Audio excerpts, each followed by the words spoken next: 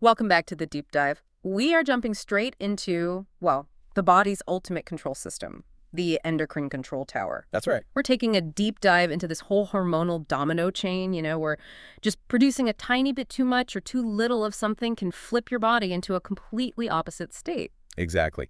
And when you look at the source material, the most crucial thing isn't trying to memorize every single symptom.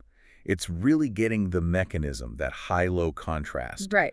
So our mission today is basically to pull out those essential high-stakes comparisons, the big risks, the clashing signs, and what matters right now for disorders hitting the adrenals, thyroid, parathyroid, pancreas, and fluid balance too. Kind of a shortcut to getting the big picture. Precisely. Conceptual clarity. Okay, let's start with probably the hottest spot, Mm. the adrenal glands, the stress response factory.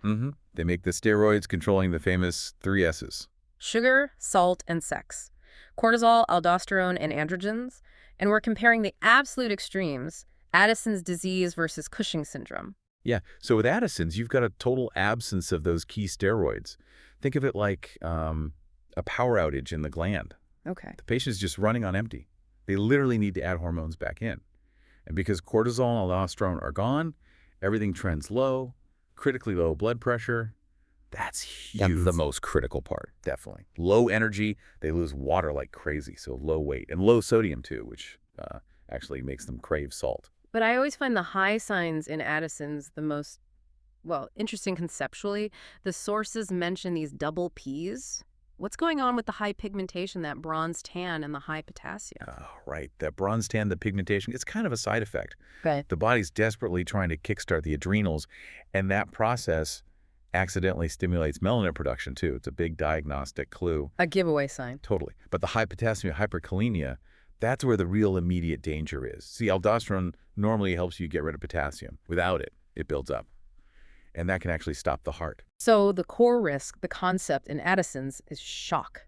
The body just can't handle stress. Precisely. Any extra stress, physical, emotional, even just a minor infection or surgery, it can tip them right into an Addisonian crisis. Yeah. That means dangerously low blood pressure, shock, Oh. which is why the absolute #1 treatment concept is you must add replacement steroids like hydrocortisone.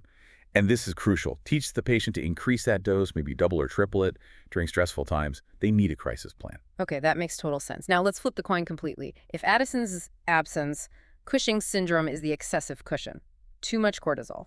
Right. If the Addison's patient is sort of small, weak, and dried out, the Cushing's patient is, well, the classic description is big, round, and hairy. Big, round, and hairy. Got it. This flood of cortisol often comes from steroid meds given from outside, drugs ending in aliazone, or sometimes from tumors inside the body producing it. And cortisol, it's catabolic, meaning it breaks things down and it causes massive fluid retention. And this is where we get those really classic, almost textbook visual signs, isn't it? The weight gain is all central in the trunk, leading to the moon face, that fat pad on the back called the buffalo hump, and those deep purple stretch marks the stria, where the skin is just stretching. Yeah, tearing, basically. Plus, you get brittle bones, high risk for fractures, and high blood sugar because cortisol naturally raises glucose levels. So what's the high-stakes takeaway for Cushing's treatment? It's all about the reversal. Yeah. If the Cushing's is caused by medication, you absolutely must taper those steroids down incredibly slowly Why so slow? because the patient's own adrenal glands have likely gone dormant. They sense all that extra cortisol coming in and just stop working. If you suddenly stop the external steroids, boom, they instantly plunge into an Addisonian crisis because they have no cortisol production. Wow. So the treatment for Cushing's is actually focused on preventing the opposite condition, Addison's. That's a great connection. Exactly. It's all interconnected. Okay, so if the adrenals handle stress and pressure, let's switch gears to the body's pacemaker regulated by the thyroid. This is our high and hot versus low and slow showdown. Right. T3 and T4 hormones, they're like the body's throttle. They set your metabolic rate, your energy level, and the pituitary gland uses thyroid-stimulating hormone TSH to control them. And TSH usually does the opposite, right? That's the rule of thumb, yeah. If T3 and T4 are low, TSH goes way up. It's screaming at the thyroid to work harder. If T3, T4 are high, TSH shuts down. Okay, so hyperthyroidism, often from Graves' disease, it's like you're constantly running a marathon, but also stuck in a sauna. Huh. That's a pretty good analogy, actually. High energy, so you see rapid weight loss despite maybe eating more. They burn calories like mad. Extreme heat intolerance, hot, sweaty skin. Diaphoresis. Yep, really high heart rate, tachycardia, sometimes even atrial fibrillation. Low blood pressure. And the gut speeds up too, so diarrhea. Now, what about those distinctive signs linked specifically to Graves' disease? The sources call them the 2Gs. Ah, yes, the 2 Gs. First is exophthalmos, sometimes called grape eyes. Bit dramatic, maybe, but the eyes bulge out because fatty tissue builds up behind them. Looks uncomfortable. Can be. The second G is goiter, that swelling in the neck. It's basically the thyroid gland itself getting enlarged from being overstimulated. And the biggest worry here. Thyroid storm. That's the priority concern. The patient's temperature shoots up, like over 105 Fahrenheit, often with severe agitation, confusion. It's a full-blown metabolic crisis.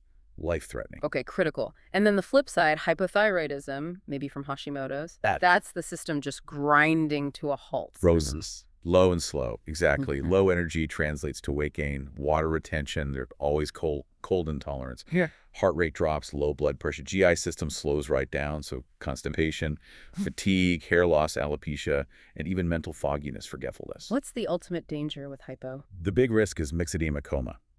That's when the body's processes slow down so much that the patient can actually stop breathing effectively. Yeah. Respiratory failure, the body just gives up. So you need an intubation setup ready. Absolutely. Have it at the bedside. And the key treatment is levothyroxine, which is synthetic T4 hormone replacement. And here's a practical point for listeners. This is usually lifelong, right? But it takes weeks to really work. Why so long, and why the specific instructions first thing, empty stomach? Yeah, good points. It takes time, maybe 3 to 4 weeks, because you're not just flicking a switch. You're trying to gently nudge the whole body's metabolism back to a stable baseline.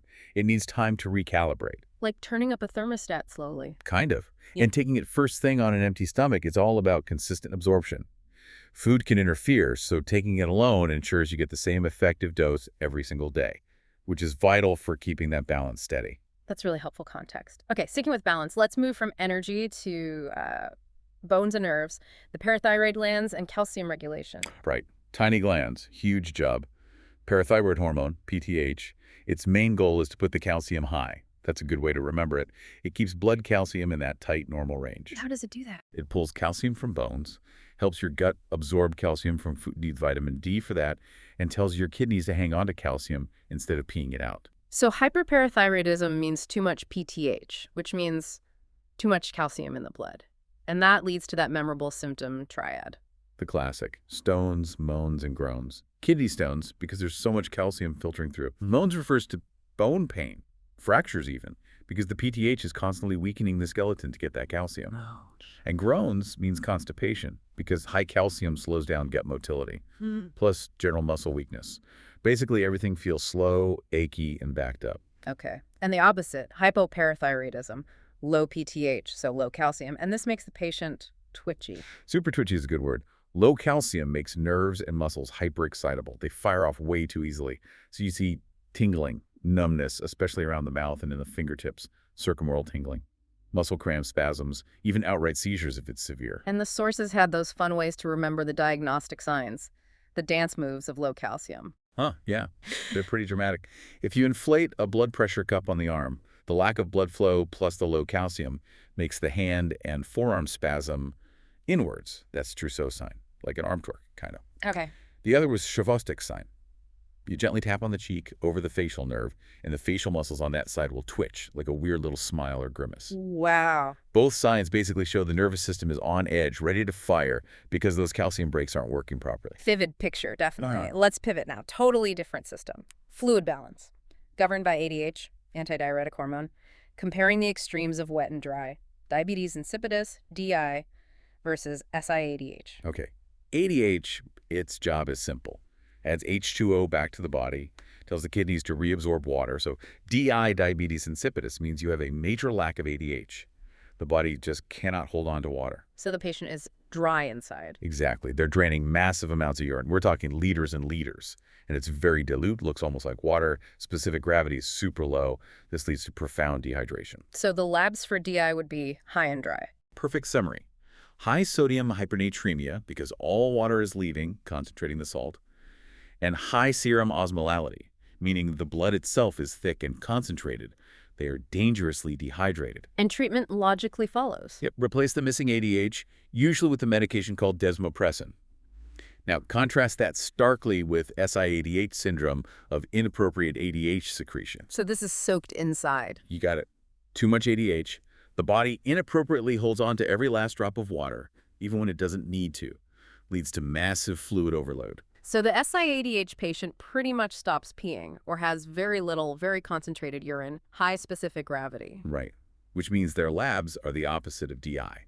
Low and liquidy. So much extra water dilutes the blood, causing low sodium hyponatremia.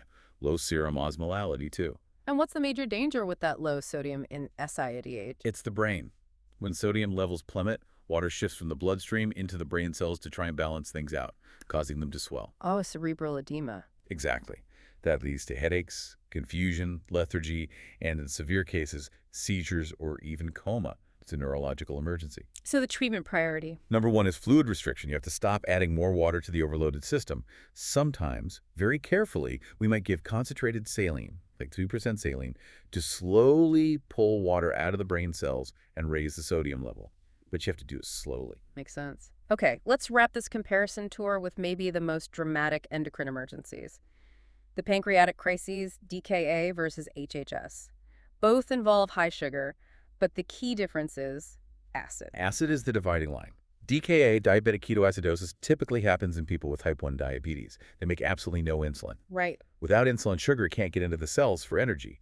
So the body thinks it's starving and starts desperately breaking down fat for fuel. And the byproduct of burning fat is? Ketones. And ketones are acidic, so these patients develop metabolic acidosis. Their blood pH drops dangerously low. And that explains the unique DKA signs, the fruity breath from the ketones and the Kussmaul respirations.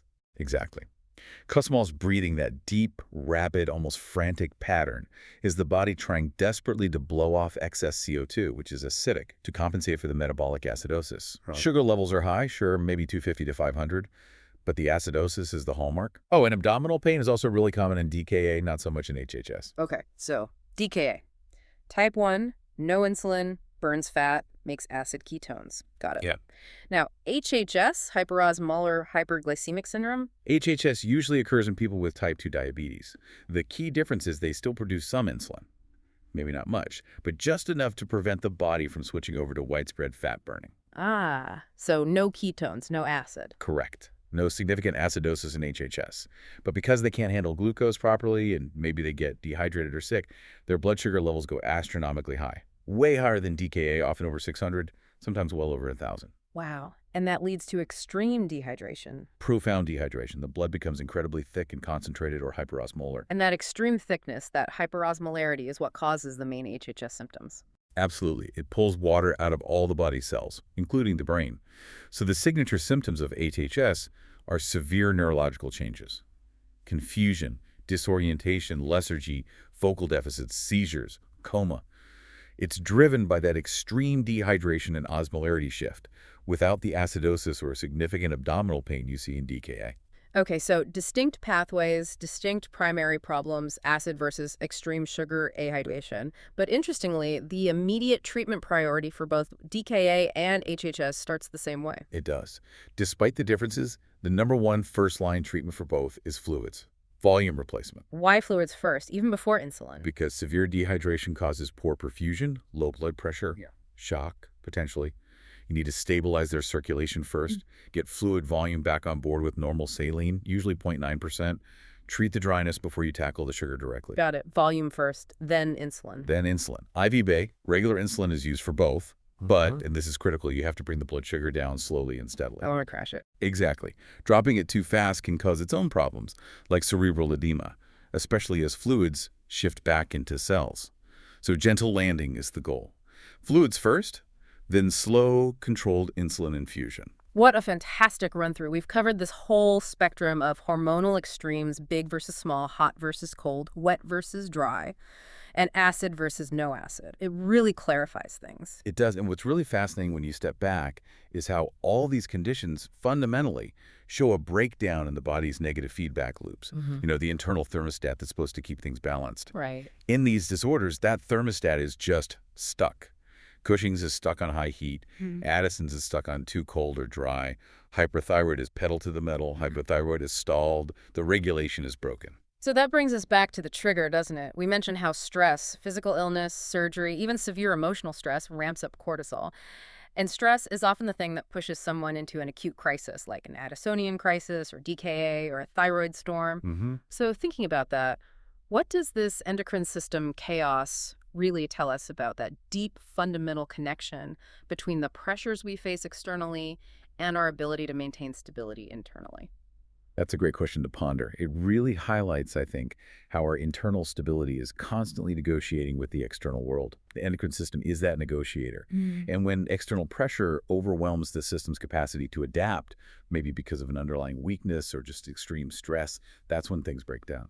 It shows our physiology isn't isolated. It's profoundly linked to the pressures around us. Definitely something worth thinking about. Absolutely. Thanks for joining us for this deep dive.